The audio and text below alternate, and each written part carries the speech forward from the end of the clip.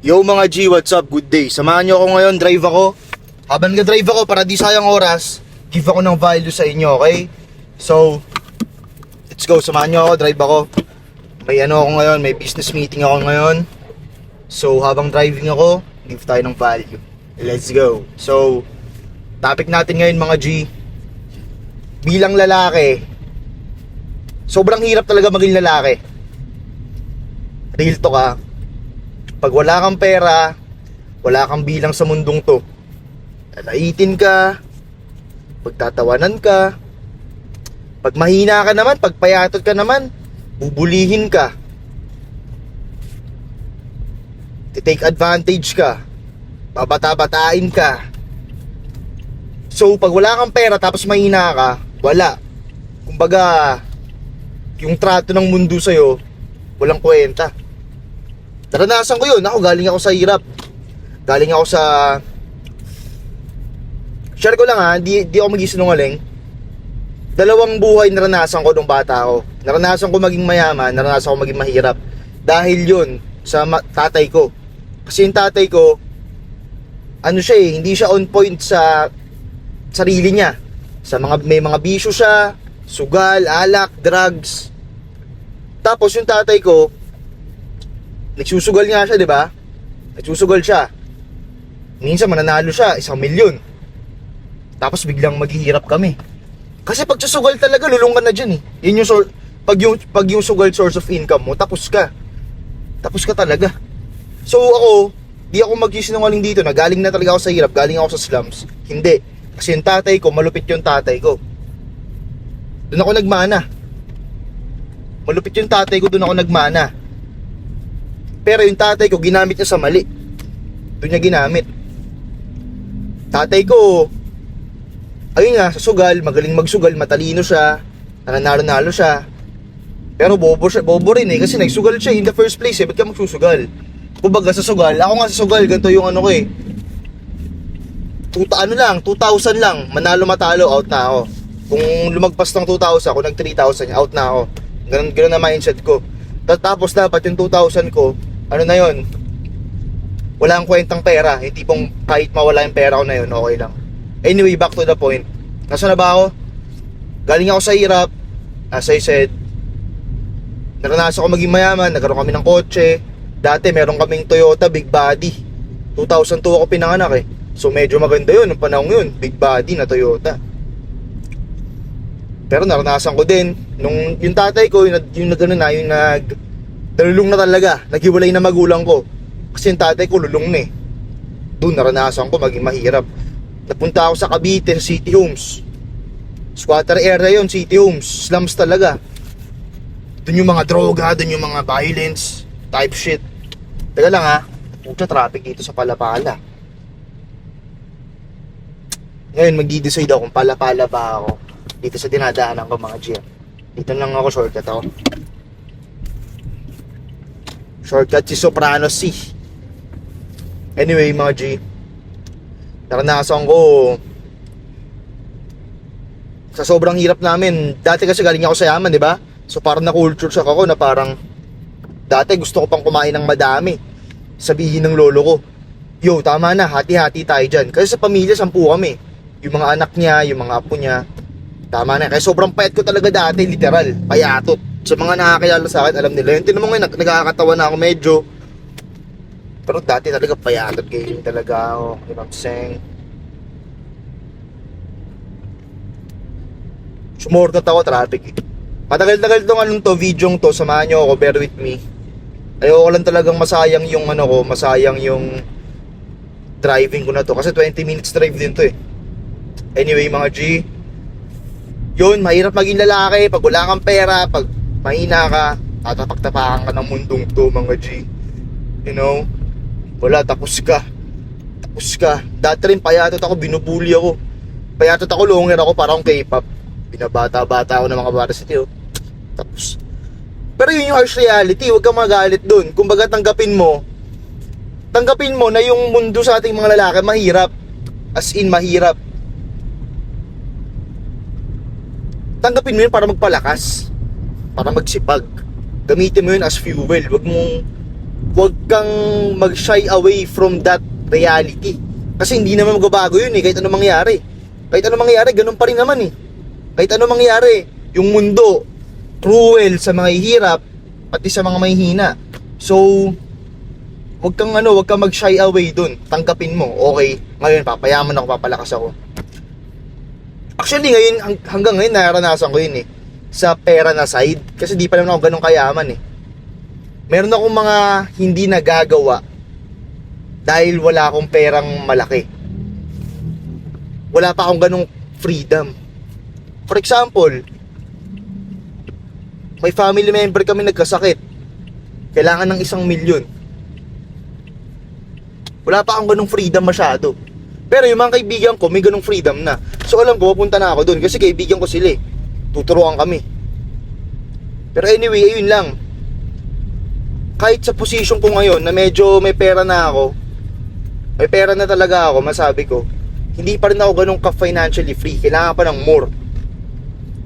Kailangan ko ng, let's say, kailangan kong pera. Kano bang pera kailangan ko talaga? Kailangan ko 1 million a month profit, malinis. Para masabi kong free ako. 1 million a month, malinis, free na ako nun. At kaya yun May mga kaibigan ako ginagawaan. Anyway, ayun nga, mahirap paging lalaki talaga. Kung may gusto ka rin, ikaw lang kukuha niyan. Sa mga nakikinig sa akin, sa may mga gusto dyan ng kotse, wala magbibigay sa inyo ng kotse, huwag kayong umasa. Kung umasa sa magulang mo, bibigyan ka ng kotse. Hindi ka bibigyan ng kotse ng magulang mo. Hindi. Ba't ka bibigyan? Dati ganun ako Share ko lang sa inyo, dati ganun ako. Asa. Kahit mismong cellphone ko, inaasa ko. Kahit mismong iPhone ko, sabi ko kay mama, gusto ko ng iPhone, ma. Inaasa ko yung iPhone ko, putya. Asa ako. Boy things, diba? Hindi siya lalaki. Kasi di pa ako man nun Boy pa lang ako nun Asa ako ng asa. Na-realize ko, pwede ka naman pala kunin Lalaki ako Tangina, tayo mga lalaki, tayo gumawa ng mga building dito Ba't di ko kayang kumuha ng cellphone lang? Trabaho ako. Call center ako nun. Mga G, anyway mga G, huwag kayong sa pera na side. Sabi ko, di ba, yung mga lalaki, pag wala kang pera, may yung mundo sa'yo, wala. Tatapak-tapakan ka. Huwag kang matakot kumuha ng 9 to 5. Pag 9 to 5 ka, Jollibee, call center, diyan ka mahuhubog Kailangan mo yun as a man. Ako naranasan ko yun. Nag 9 to 5 ako. Bilang lalaki, kailangan mo yun. 2 years ako sa 9 to 5. 2 fucking years. Dami kong lesson na natutunan. Work ethic, discipline, lahat. So, sa mga nakikinig sa akin dito, kung wala pa kayong skill set, kung lost pa kayo, magtrabaho kayo, 1 year, subukan nyo. Pero dapat sa utak nyo, hindi ako awang buhay dito. Yun ang pinakamagandang combo. 9 to 5 ka, tapos aminin mo sarili mo na hindi ka habang buhay dyan sa 9 to 5 mo. Okay? Anyway, ilang minutes pa ba ako? Around 10 minutes pa to. Tagal-tagal to. Like I said earlier, matagal-tagal tong video na to. Pero okay lang. At least I'm giving value. So, balik tayo sa pagiging lalaki. Sobrang hirap maging lalaki, mga G. Kaya habang bata pa lang kayo, nakatira kayo sa magulang nyo ngayon, sipagan nyo na, galingan nyo na, mag-make money kayo, i-make sure nyo na may pera kayo pumapasok dyan. Kasi baka mamaya, naranasan ko rin dati, yung mga kasama ko sa bahay, dinadown ako. Like, minamalit ako. Dahil wala akong pera, wala akong magawa. Wala akong pera Pero ngayon, may pera na ako, may mga down sa akin dyan. For example, nakitira ako sa magulang ko. Tapos sabi sa akin ng magulang ko bigla, "Yo,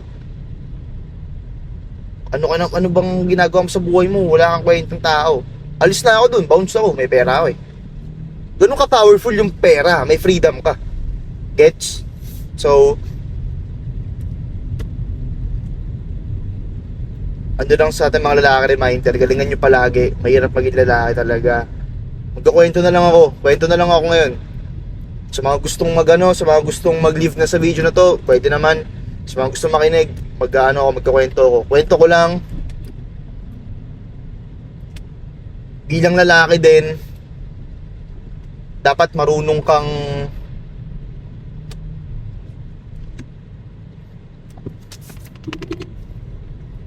may truck dito, may parang taho dito sa harapan, no? Alam mo yung pang presidenteng Land Cruiser ng Chevrolet. Damn. Big boss. Anyway, back to the point. Hirap maging lalaki. Naalala ko dati, gusto ko ng motor, inaasa ko sa magulang ko. Gusto ko ng motor na tig 30k, yung Mio nga lang, pati Honda Beat na kulay itim. Kasi maganda nga naman yung motor, presko ka. Nag-gym ako nun.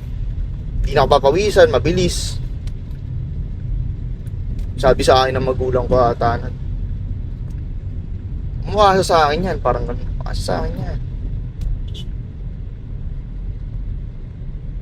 Ikaw na bahala dyan.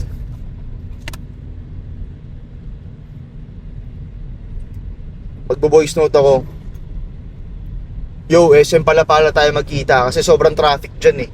SM Palapala, okay? SM Palapala na tayo magkita. Sa may tapat nun siguro, okay?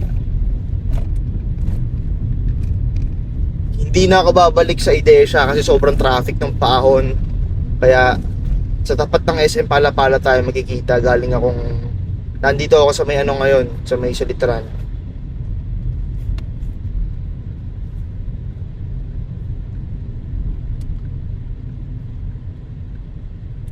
Update lang, at magtrabaho. Voice note. Yung iba sa inyo, para kayo mga bata, chat, alam nyo yun. Voice note lang, sapat na. Yo G, kita tayo sa tapat ng SM Palapala kung saan tayo nakita dati nila Dave. Para swabe tayo. Kita Kits G. Anyway, medyo malapit na ako sa destination ko, sa mission ko. Kwento lang din ako. Kwento tayo para di sayang oras. 20 minutes to. Parang AC Talks no? AC Talks. Ganun nga pangalan ko dito, AC Talks. Alala ko din dati binubuli ako, kwento ko sa inyo ha. Sa mga nakakilala sa akin nung kabataan ko, alam nilang binubuli din talaga ako dati. Binubuli ako kasi di ako lumalaban eh. Mabait talaga ako eh. Yung puso ko talaga pure. Kumbaga kunyari may nanggago sa akin, hindi ko mapatulang pabalik. Masyadong mabait. Kaya may nanggago sa akin. For example, pinagtripan ako dati nung bata ako. For example,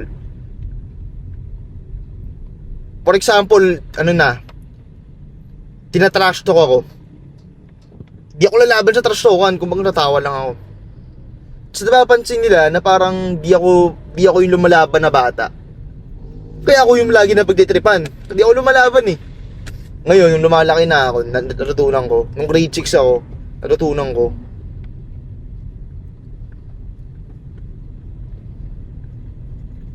Kailangan lumaban. Kaya nung grade 6 ako, lumalaban na ako nun. Pucha.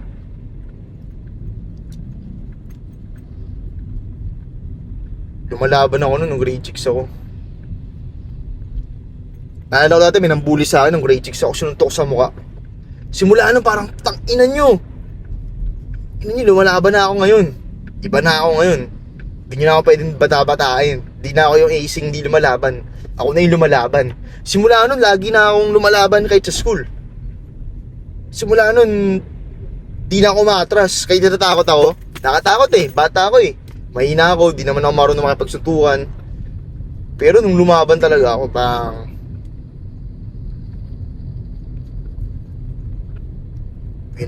kaya kayo, lumabang kayo. Wag nyo hayaan mga tao, binabata-bata kayo. Kasi pag hinayaan nyo yan, tuloy-tuloy yan. Masasana yan sila. For example, sa inyo, may mga tito kayo, binabata-bata kayo. Huwag nyo yan bata-batain kayo, di ba? Lumabang kayo, bilang lalaki. Kasi once na hinayaan yung bata-batain kayo, tuloy-tuloy na yan. Same go sa babae. For example, may girlfriend kayo ngayon, tapos yung girlfriend nyo nagbabar. Or hindi nagbabar, maling example yun. May girlfriend kayo, dinisrespect kayo. Tangina mo, minura ka. Tangina mo kasi. Sabihin mo sa kanya, yo, isa pang mura mo sa akin, hiwalay na kita. Di ko tinatanggap yan. Di ba? Ngayon, hindi na ulit yung girlfriend mo ngayon, healthy relationship pa kayo. Iba sa inyo, masyado kayong under sa babae nyo, parang hinayaan nyo nang i-disrespect kayo eh. Di ba? Bilang lalaki, dapat walang ganun. Lalo na kung nakikinig ka sa akin, kung soprano si ano ka. Huwag mo hayaan ganun. Wala tayong galit sa mga babae. Love nga natin mga babae. Di ba? Kasi, love natin sila. Di ba tayong galit sa kanila? Pero, dapat, yung disrespect, di natin hinayaan. Pag-aralan nyo din na magkaroon kayo ng boundaries.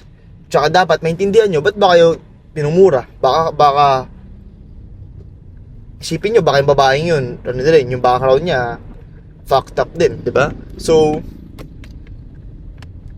gets mo na, medyo malalim na psychology na to. Pero, ano ba? Ano mapag-usapan? Sa harapan ko, meron ditong Chevrolet na Tahoe.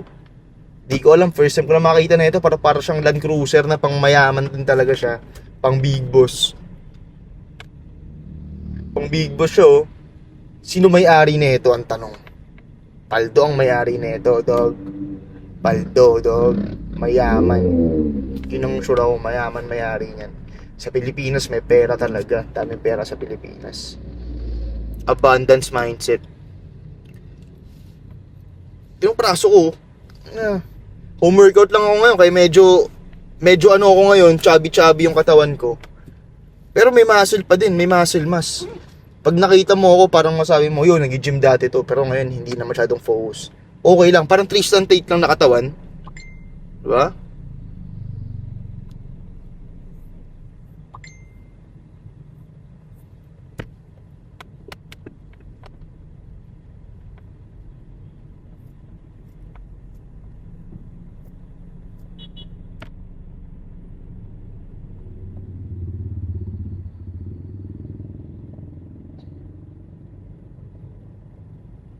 Ang traffic sa Dasma, mga G. Taga Dasma pala ako sa mga di nakakalam. Sa Dasma, dito ako lumaki. Galing ako sa slums dito. Nakatira ako dati sa City Homes, R5. Alam nyo yun, Nakaan 1. Ano ako doon? Interbarangay din ako doon.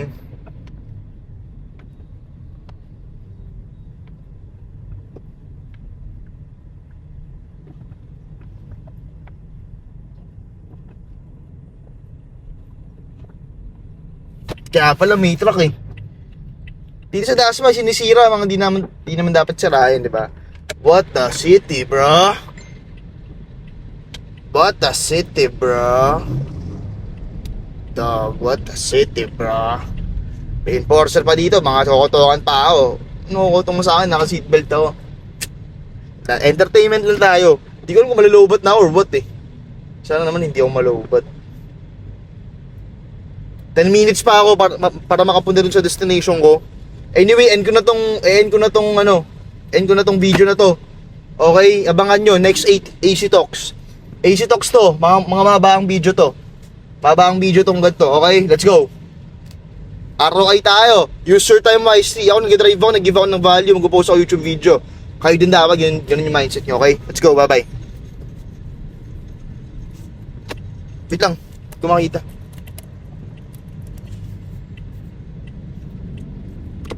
Wait lang ha. Pucha kasi, mag-drive si Sop eh. Maano pa, aksidente pa si Sop. Yan. Malupit akong tao para ma-aksidente. Sharp tayo mag-isip. Anyway, abangan nyo. AC Talks 2, okay? Next time. Siguro next week, pag-drive ulit ako.